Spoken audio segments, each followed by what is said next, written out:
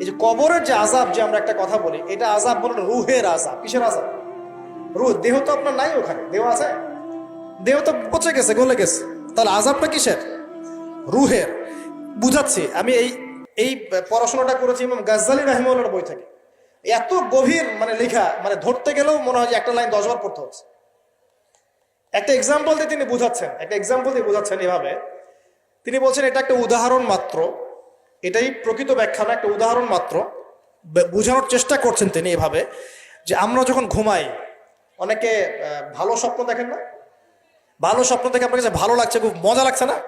স্বপ্নের মধ্যে আপনি কি মানে ভালো ফিল করছেন, মাশাআল্লাহ ভালো লাগছে, ঘুরছেন ফিরছেন খাচ্ছেন।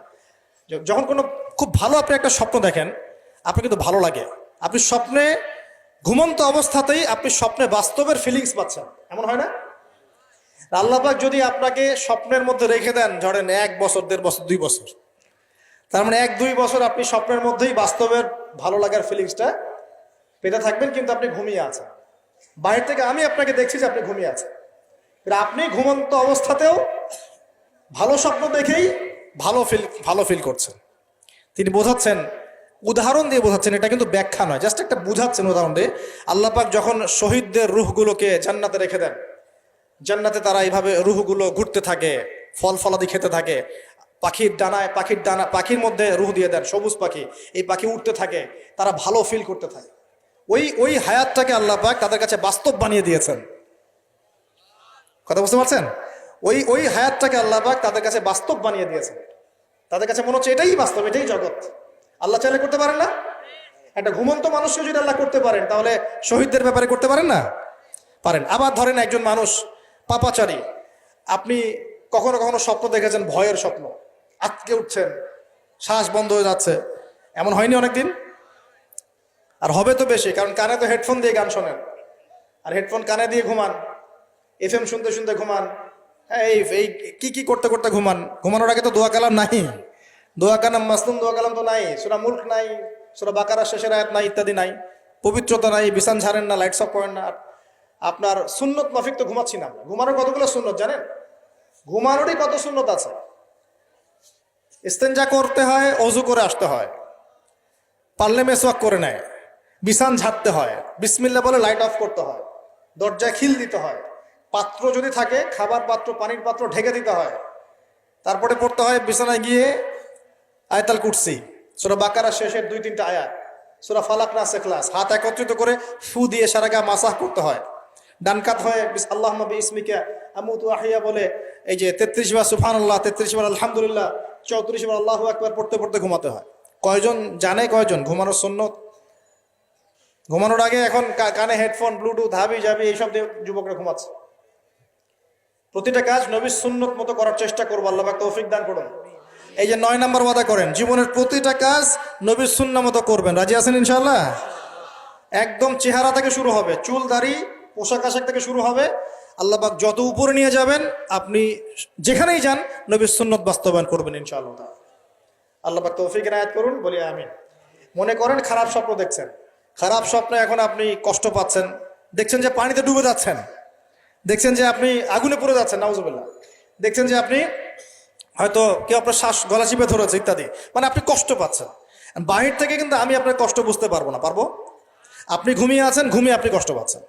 এখন এই ঘুমন্ত কষ্টের স্বপ্নটাকে আল্লাহ পাক যদি 5 বছর লম্বা করে দেন, পারবেন কিনা? আল্লাহ পাক পারেন কিনা? 5 বছর ঘুমিয়ে আছেন, আপনি উঠতে পারতেছেন। এখন এটা হয় না, আল্লাহ চাইলে পারেন, সম্ভব কিনা?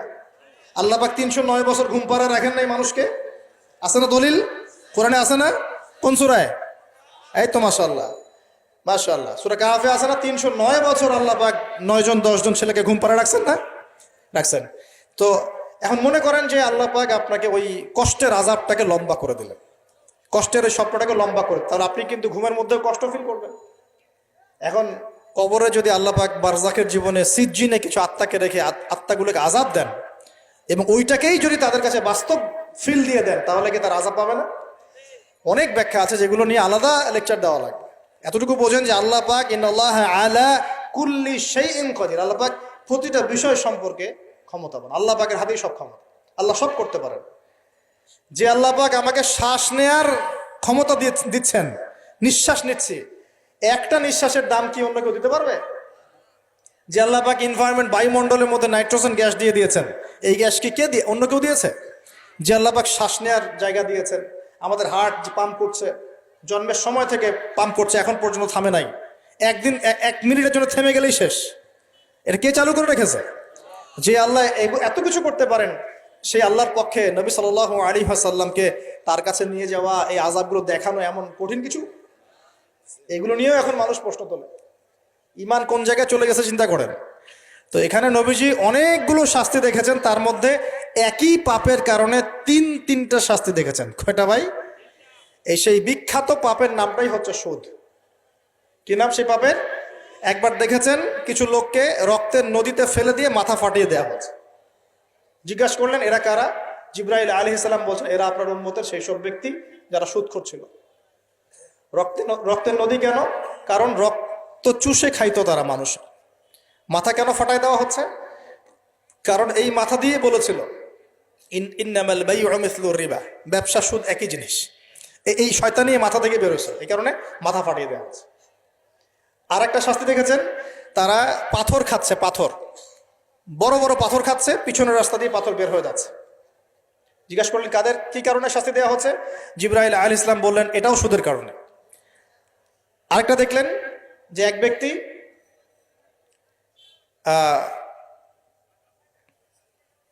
রক্তের নদী বলেছে, হ্যাঁ রক্তের নদীতে সাঁতার, এটা একটা বলেছে, একটা হচ্ছে পাথর খাওয়া। আরো একটা শাস্তি দেখেছেন নবী সাল্লাল্লাহু আলাইহি ওয়াসাল্লাম, এটাও সুদের কারণ, এই মুহূর্তে ভুলে গেছেন। তিনটে পাপ। হ্যাঁ না না, ও মনে পড়েছে, শুকরিয়া আল্লাহ, শুকরিয়া। 3 নম্বরটা দেখেছেন তিনি, যে কিছু মানুষ শুয়ে আছে আর এই পেটটা, এই বাড়ি, আমাদের বাড়ি যেমন উঁচু, বাড়ির মতো উঁচু হয়ে আছে পেটটা, আর পেটের ভিতরে অজগরের মতো বড় বড় সাপ কিলবিল কিলবিল করছে। এই 3টা শাস্তি তিনি দেখেছেন। দেখে জিবরাইল আলাইহিস সালামকে বলছেন এই 3টা শাস্তি কি কারণে? 3টার ক্ষেত্রেই জিবরাইল আলাইহিস সালাম বলেছেন সুদের কারণে, সুদের কারণে, সুদের কারণে। আল্লাহ পাক আমাদেরকে হেফাজত করুন বলি আমি। 10 নম্বর নিয়াত, আমরা সবাই হালাল খাওয়ার চেষ্টা করবো ইনশাআল্লাহ। আমরা হারামের দিকে যাব না ইনশাআল্লাহ। হালাল রিজিক আল্লাহ যতটুকু দিবেন এতটুকুতে সন্তুষ্ট থাকবো ইনশাআল্লাহ।